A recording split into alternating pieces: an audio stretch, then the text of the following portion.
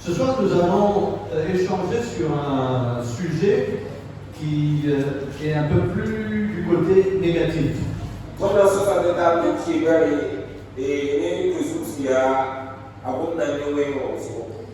Jusqu'à maintenant, nous avons beaucoup étudié la question de la prière au niveau de comment est-ce qu'on peut faire pour avoir une prière puissante.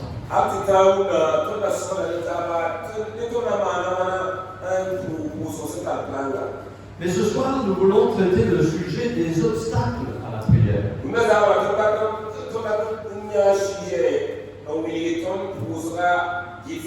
Ça veut dire qu'il y a des choses qui nous empêchent d'être puissants pour la prière. Et la Bible nous montre ces choses clairement. Et donc nous commençons à 1 Pierre chapitre 3, verset 7. La Bible dit: Marie, de même conduisez-vous avec sagesse envers vos femmes, comme envers un être plus faible, en lui rendant honneur, puisqu'elles hériteront avec vous de la grâce de la vie, afin que vos prières ne soient point entravées.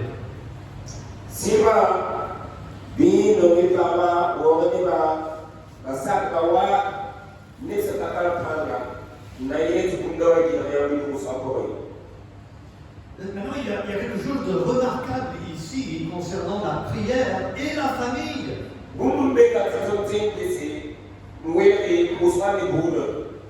La Bible nous dit que si moi et ma femme, nous n'avons pas une bonne entente, nos prières ne peuvent plus atteindre Dieu.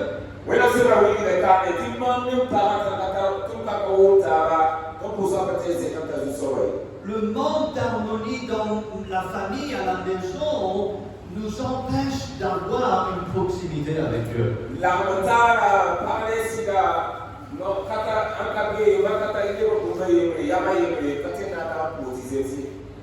Ce n'est pas juste dans ce verset que nous trouvons cette idée.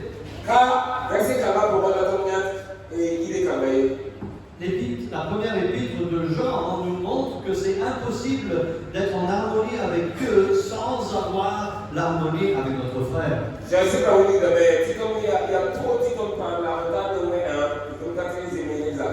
Comment est-ce que tu peux, la question nous est posée, comment est-ce que tu peux aimer Dieu que tu ne vois pas, alors que tu n'aimes pas ton frère que tu vois?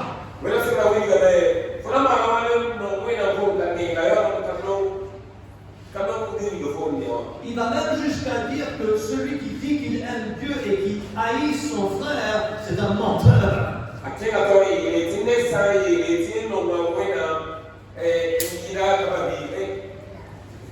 Parce que le plus grand commandement, c'est d'aimer Dieu, et le deuxième, c'est d'aimer ton prochain.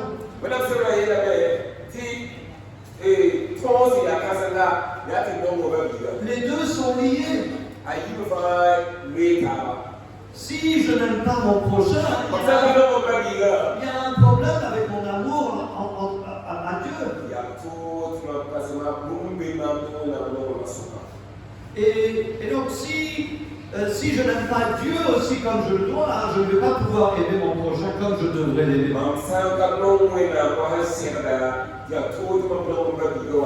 Le Seigneur Jésus aussi a enseigné directement que si tu viens amener une offrande, mais que tu fais palabre avec ton frère, laisse ton offrande, réconcilie-toi avec ton frère, et après tu peux récupérer ton offrande pour donner à Dieu.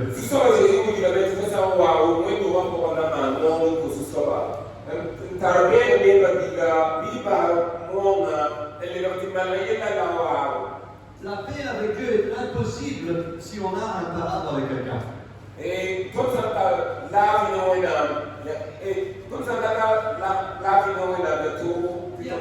a quelque chose qui est troublé dans notre vie. Et il faut se réconcilier avec la personne pour avoir la vraie paix parfaite que Dieu veut avoir avec nous. Et je vais vous dire, lorsque nous sommes en règle avec Dieu, nous sommes en règle avec les hommes.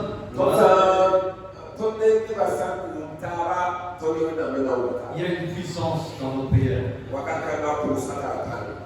Et à ce moment-là, on rentre dans la catégorie des juges, et la prière du juge est une grande efficacité. Donc regardons les différents obstacles à la prière.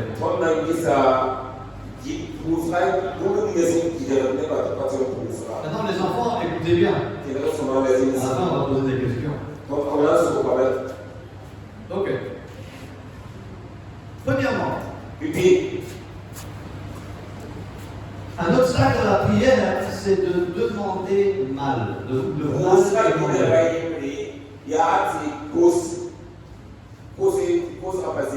Venez avec moi à Jacques, chapitre 4, verset 3. Jacques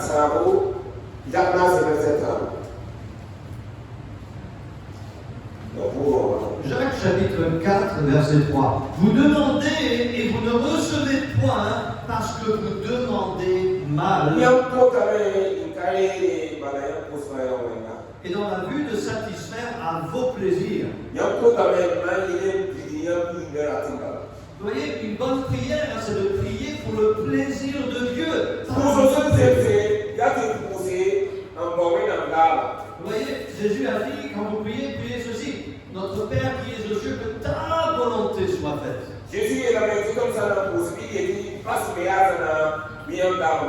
Que ton règne vienne. On prie pour le plaisir de Dieu. Et souvent, il y en a qui prient, mais ils disent, Seigneur, donne-moi, fais pour moi, avance mon royaume aussi, mon petit royaume faible.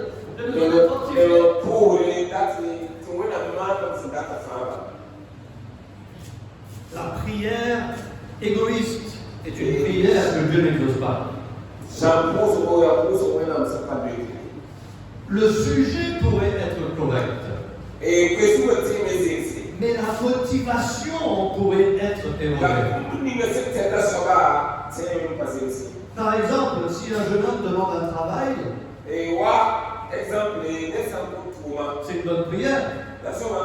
Mais pourquoi est-ce qu'il demande le travail? Pour avoir beaucoup d'argent? Pour pouvoir dépenser beaucoup? Pour montrer à ses amis ou à sa famille qu'il a réussi?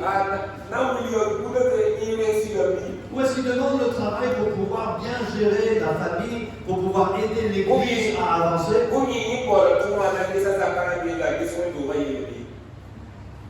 Si la motivation est mauvaise,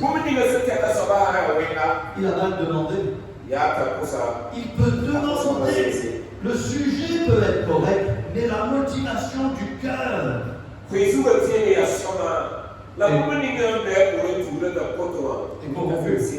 Dieu regarde le cœur.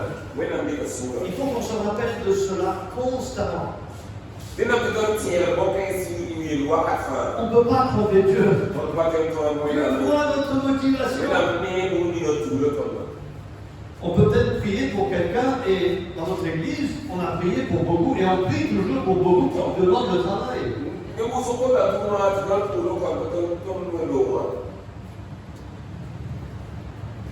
On a plus de noms pour lesquels nous prions que des personnes qui sont fidèles à l'église.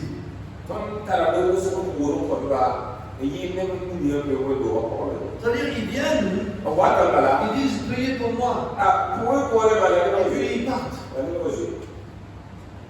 C'est comme s'ils disent Dieu aide-moi, hein. Et puis ils disent mais moi je suis mon propre programme. Dieu,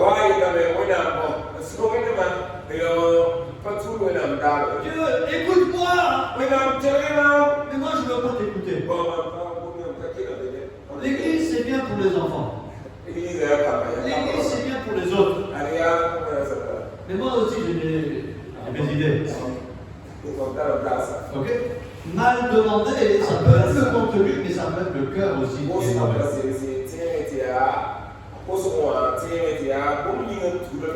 Deuxièmement, un deuxième obstacle à la prière, c'est les péchés non confessés. Les péchés non confessés.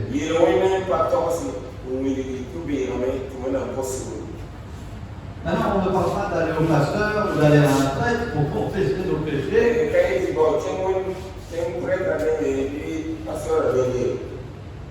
Mais on parle d'aller directement à à Dieu et de dire Seigneur, pardon, j'ai eu une mauvaise pensée, j'ai mal parlé, j'ai mal agi, pardonne-moi, aide-moi à mieux faire.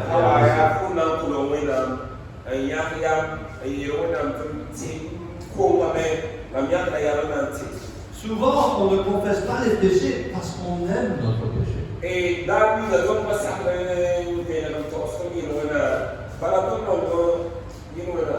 C'est comme si l'esprit nous touche et nous dit il faut laisser l'alcool, mais il y a une partie en nous qui dit mais j'aime ça. Et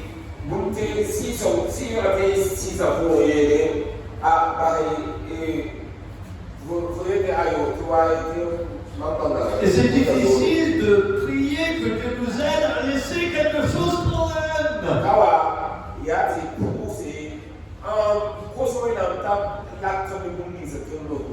Certains d'entre nous, on a un membre de la famille qui nous éloigne de Dieu. Mais ce membre de la famille a l'argent. Et on veut être proche de ce tonton ou de cette famille. Parce qu'ils ont des moyens. Et quand on a un besoin, on sait qu'on peut aller chez la tante, chez le tonton. Mais la Bible dit les mauvaises compagnies corrompent les bonnes mœurs. Si on passe trop de temps avec quelqu'un qui n'a pas un bon cœur, ils vont nous éloigner de Dieu. Et Dieu nous dit de nous séparer de ces gens-là. Et donc on prie, Seigneur, aide-moi à ne plus visiter le tonton ou la tante, même s'ils ont l'argent.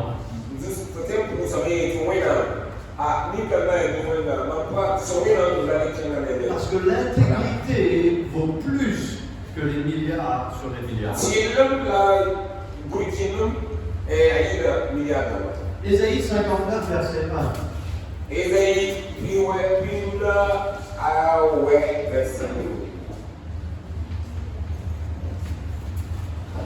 La Bible dit que ce sont vos iniquités qui ont fait la séparation entre vous et votre Dieu.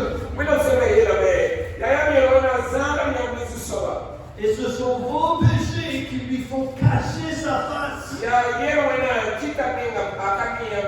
pour ne plus vous entendre. Nos péchés sont des obstacles à la prière. Nos prières ne sont pas exaucées. Ce n'est pas la faute de Dieu, mais c'est notre propre faute. Le pouvoir de Dieu n'a jamais changé. Le Dieu d'Abraham, le Dieu d'Isaac, le Dieu de Jacob, le Dieu de Moïse, le Dieu d'Élie, le Dieu d'Élisée, qui est la dimension. C'est le même Dieu aujourd'hui. Il est le même. Il ne change pas. Et il veut agir avec puissance aujourd'hui. Mais nos péchés lui ont provoqué de se cacher son visage. Il ne peut plus entendre nos prières. Et donc il faut les confesser. Psaume 66, verset 18. Le psalmiste a dit, si j'eusse pensé quelque iniquité dans mon cœur, le Seigneur ne m'eût point écouté.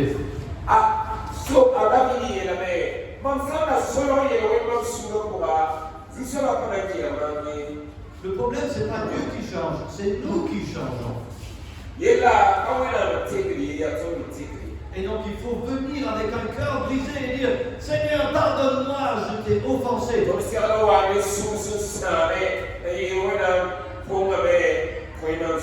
J'ai attristé ton esprit. Aide-moi. Aide-moi à l'abandonner, ce aide-moi de détester ce péché que j'aime. Ça, c'est une bonne prière. Dieu, aide-moi à développer de la haine pour le péché que j'aime. Dieu déteste le péché. Et si nous allons avoir le cœur de Dieu, nous allons détester le péché aussi. Et donc le péché non confessé nous empêche d'être exaucés.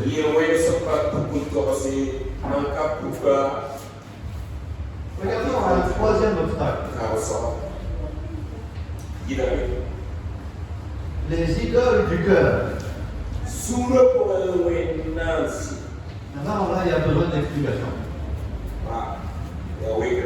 Ézéchiel 14, verset 3.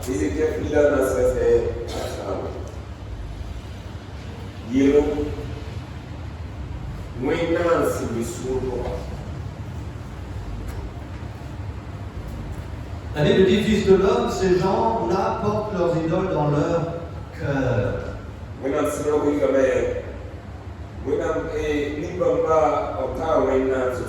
la pierre d'achoppement qui les a fait tomber dans l'iniquité, ils y attachent leur regard, mais laisserai-je consulter par eux? Vous voyez, ils ont laissé Dieu pour chercher d'autres choses. Le premier commandement que nous étudions les dimanches soirs, c'est tu aimeras l'Éternel ton Dieu et lui seul. Il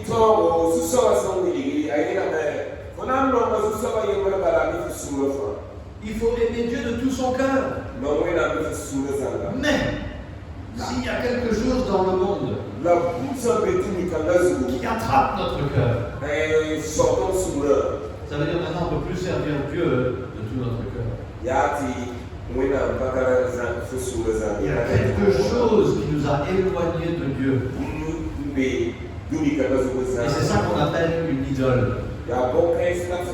Une idole dans le cœur. Ce n'est pas nécessairement un fétiche devant lequel on se prosterne.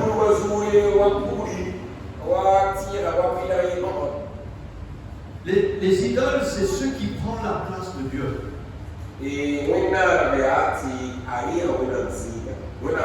Est-ce que nous pouvons dire ce soir, j'aime Dieu plus que tout? Faisons un exercice. Ok.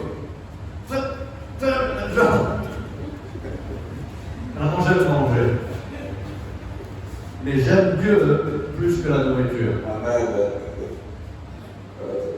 Il y a un amen alors. J'aime Dieu plus que la nourriture. Amen. Ok. Quoi d'autre? Vous aimez Dieu plus que quoi? Parce qu'on aime des choses dans la vie. Mais est-ce qu'on aime Dieu plus? Et si on aime Dieu plus, on peut jeûner parce qu'on aime Dieu plus que la nourriture. J'aime Dieu plus que l'argent. Aimer Dieu plus que l'argent. Ouais. Ça, c'est une grosse idole. Jésus appelle l'argent maman. Vous avez arrêté d'interpréter. Ah oui, Jésus pour il est en train de réfléchir à ceux qui sont les idoles du cœur. La Bible dit que l'apôtre Paul a dit à Timothée, attention à l'amour de l'argent. Il y en a qui ont fait naufrage dans la foi à cause de l'amour de l'argent.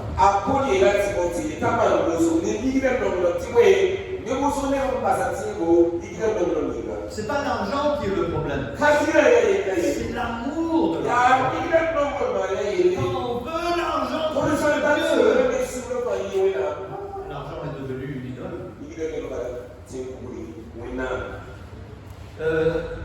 J'ai parlé de manger et Jésus a dit que beaucoup leur ventre est leur Dieu. Jésus est là,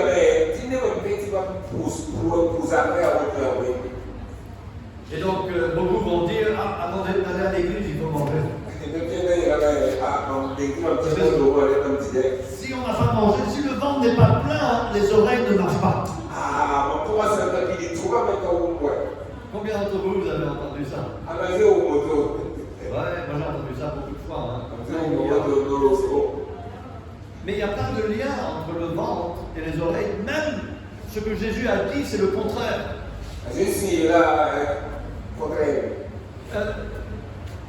Il a dit que les riches entreront difficilement dans le royaume de Dieu.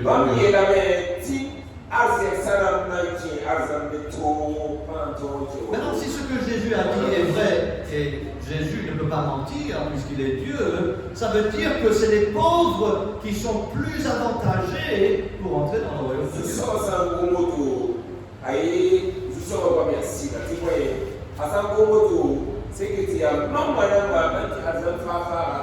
Seigneur, merci de m'avoir fait pauvre. Pour enlever les obstacles qui m'empêcheraient d'aller au paradis. C'est quoi qui est mieux, d'avoir une maison en banco dans le ciel ou un palais d'ivoire dans l'enfer?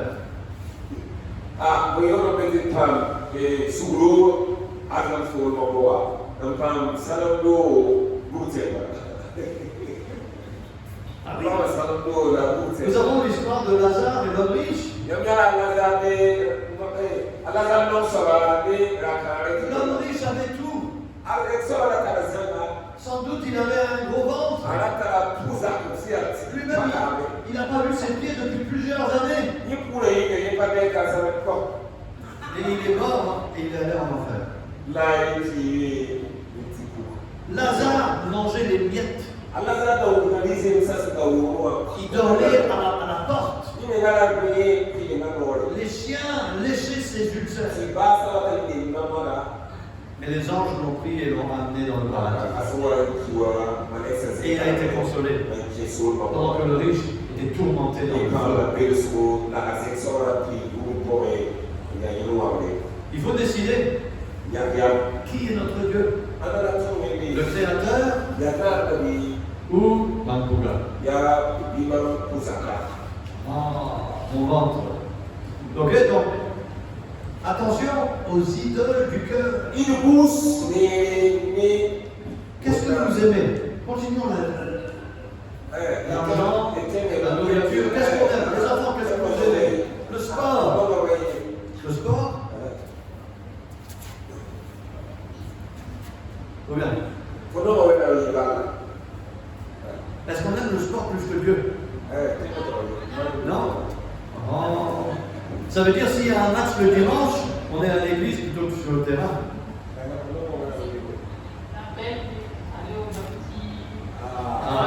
L'alcool.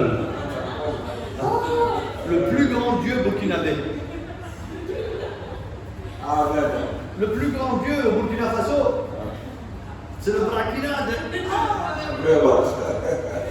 Vous allez, je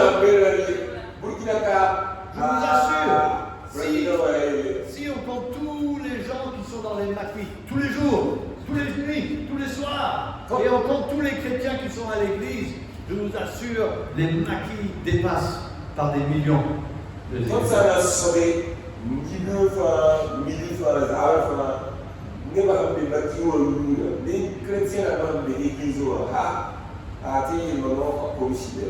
l'alcool.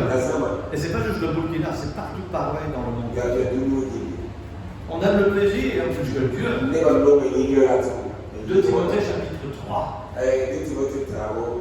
Paul a dit à Timothée, dans la fin des temps, les gens vont aimer les plaisirs plus que Dieu.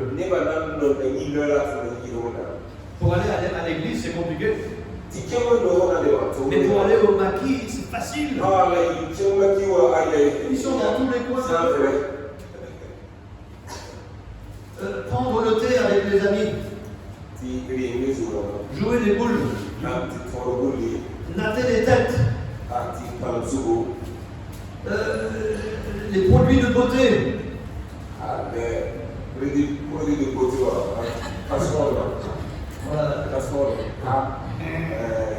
Voilà, Manet, Zougou,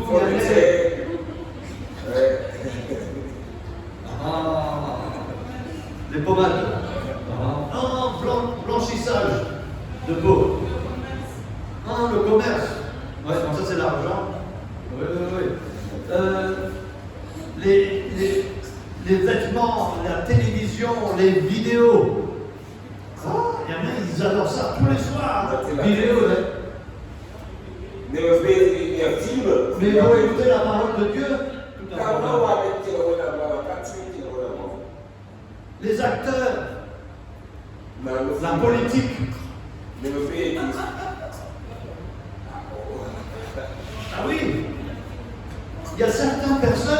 ont mis leur espoir dans le gouvernement. Ils ne trouvent pas l'espoir en Dieu. On a mis l'espoir dans les hommes, dans les mitraillettes, dans les bombes, les avions, les tanks. Oh, les idoles du cœur. C'est quoi qui a pris la place de Dieu? Laissez-moi poser cette question. Quand vous rentrez à la maison, à quoi vous pensez?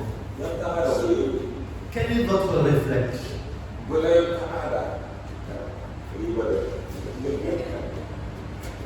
Est-ce qu'on aura la parole de Dieu? Oui. Bon, ce n'était pas une question à répondre, c'est juste pour faire réfléchir. Vous pouvez répondre si vous voulez, mais ce n'est pas obligé.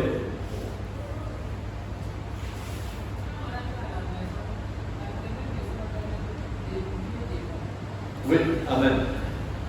Mais la plupart du temps, on trouve d'autres choses à faire, n'est-ce pas? Manger. Où sont les gâteaux? Où est le riz? Où est la sauce? Et on a besoin de ce qu'on peut vivre avec ces choses-là, mais on devrait aimer Dieu par-dessus tout. S'il y a un jour, il n'y a pas ce jour où on rate un repas, il ne devrait pas avoir un jour où on rate de lire la Bible.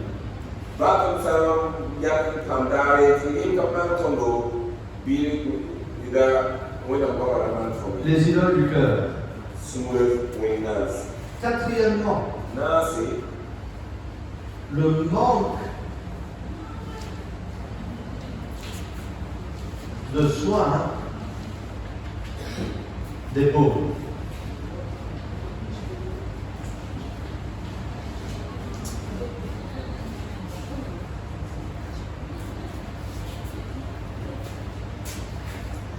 Venez avec moi à Proverbes chapitre 21, verset 13.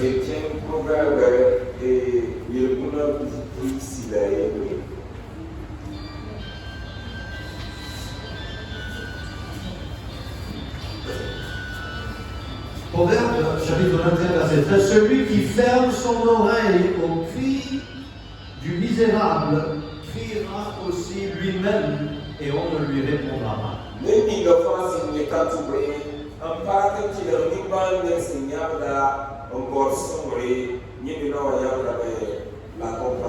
Maintenant, nous sommes à Ouagadougou, nous sommes au courant que ce n'est pas tout le monde qui demande l'argent qui a vraiment besoin.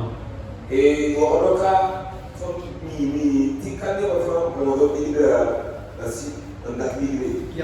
a beaucoup de fautifs. Il y a beaucoup d'histoires inventées. Mais il y a des gens qui sont dans le besoin aussi. Et donc il faut demander l'aide de Dieu pour pouvoir être sage et aider réellement ceux qui ont besoin d'aide. Si nous nous habituons de fermer l'oreille aux pauvres,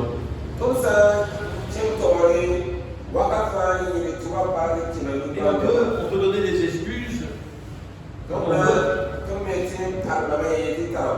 Le proverbe nous dit que quand vous crierez un jour, personne ne vous écoutera. C'est le principe de la vie. On récolte ce qu'on a semé. Si on aide ceux qui sont dans le besoin, quelqu'un va nous aider lorsqu'on sera dans le besoin. Dieu merci, moi et ma femme, quand on s'est mariés, on n'avait pratiquement rien.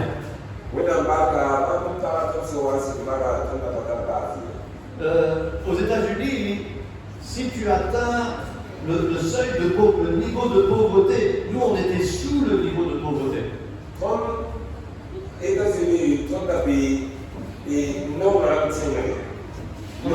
avait une voiture, on avait un appartement en location, mais le niveau d'argent qu'on gagnait, c'était en dessous le niveau de pauvreté.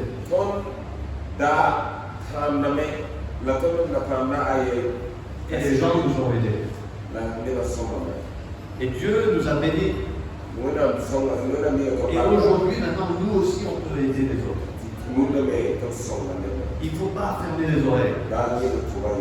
Quand quelqu'un crie au secours, il faut écouter. Maintenant, peut-être on n'a pas les moyens. Peut-être on peut donner un peu, mais on ne peut pas donner tout ce qu'il désire. Mais il faut garder le cœur sensible. Il faut pas avoir un cœur endurci. Si on garde un cœur tendre envers les besoins des gens autour de nous,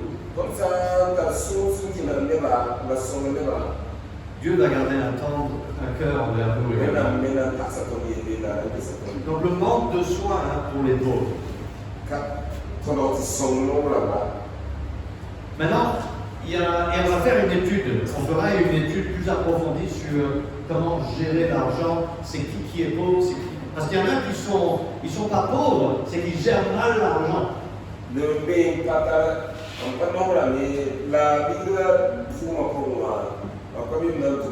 Si tu leur donnes plus d'argent, ça ne va rien changer dans leur vie. Parce qu'ils n'ont pas appris à gérer l'argent.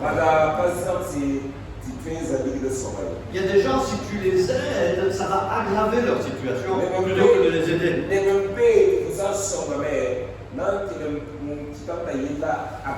Okay. Et ça, c'est un autre sujet qu'on abordera une autre fois. Ok, cinquièmement, le manque de pardon.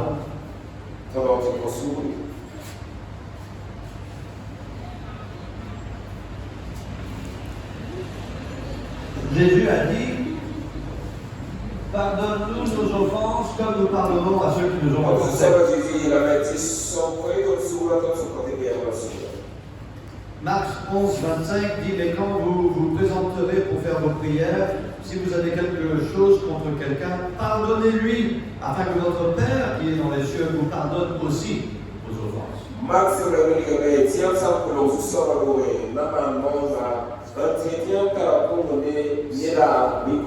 Si quelqu'un nous a blessés, et à chaque fois on voit la personne, c'est comme ça.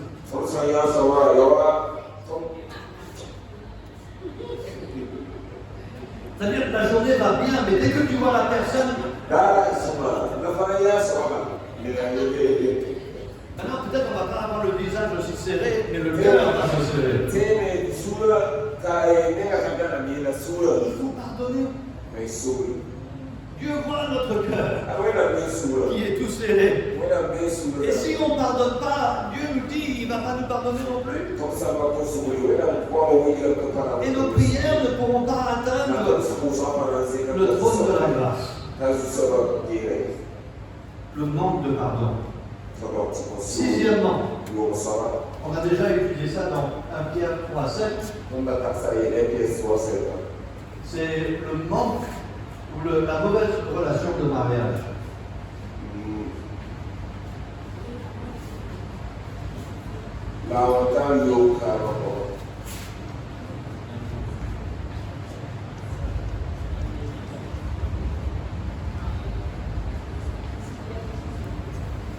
C'est pour ça que quand vous m'entendez enseigner, souvent je vais parler du mariage.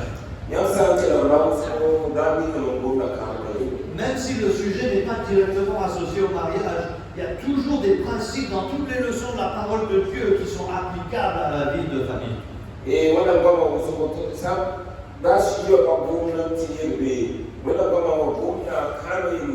Et pour que l'Église soit forte, il faut que les familles soient fortes. Et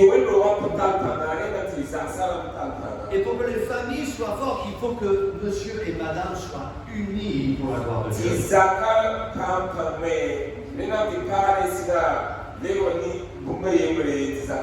Le manque d'harmonie dans le mariage est un obstacle à la prière.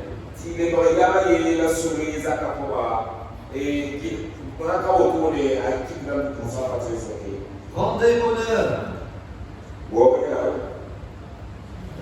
Conduisez-vous avec sagesse, afin que vos prières ne soient point entravées.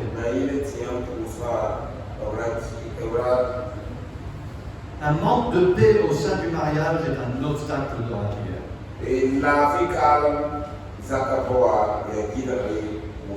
Il faut que monsieur et madame, quand ils se voient, il n'y a rien.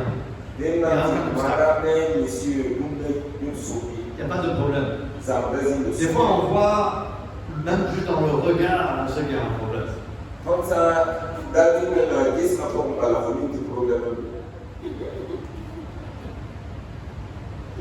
on fait le bruit. Vous avez déjà entendu ce bruit là? Monsieur voit madame. Monsieur, madame. Il y a un problème.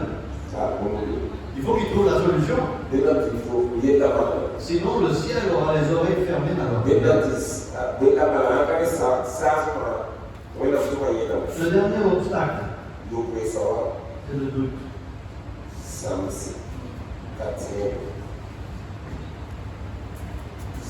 La Bible dit dans Jacques chapitre 1 verset 5.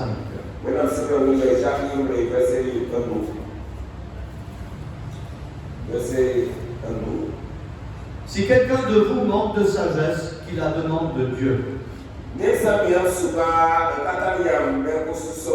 qui donne à tous libéralement sans reproche et elle lui sera donnée. Mais qu'il demande avec foi, sans douter. Car celui qui doute est semblable au flot de la mer,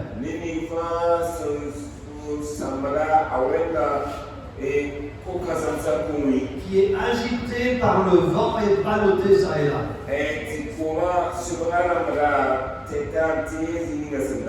Qu'un tel homme, en effet, ne s'attend pas à recevoir quelque chose du Seigneur. Le doute est l'ennemi de la vie chrétienne. Quand le doute rentre dans notre vie, la foi quitte notre vie.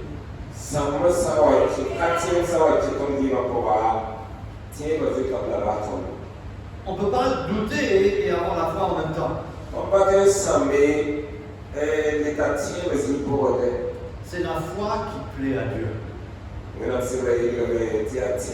Le doute vient du diable.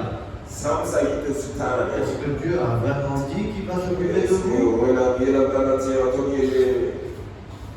Est-ce que Dieu a vraiment dit qu'il sera avec vous jusqu'à la fin du monde? Et quand on commence à douter, on commence à écouter au diable.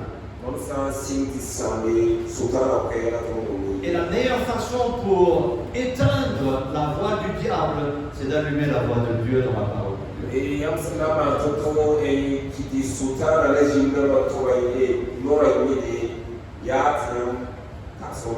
C'est pour ça que la meilleure chose qu'on puisse faire pour avoir une prière puissante, c'est d'être puissant dans la parole.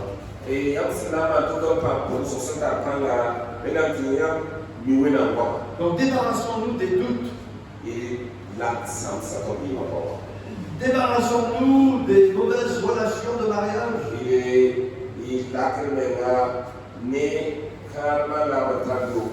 Débarrassons-nous des rancœurs. Débarrassons-nous d'un cœur dur envers les besoins des autres autour de nous.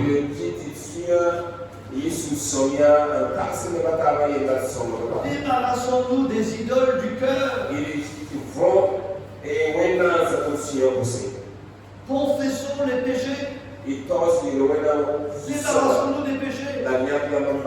Débarrassons-nous de l'orgueil. Nous demandons mal pour satisfaire notre propre chair. Et donc méditons sur ces obstacles.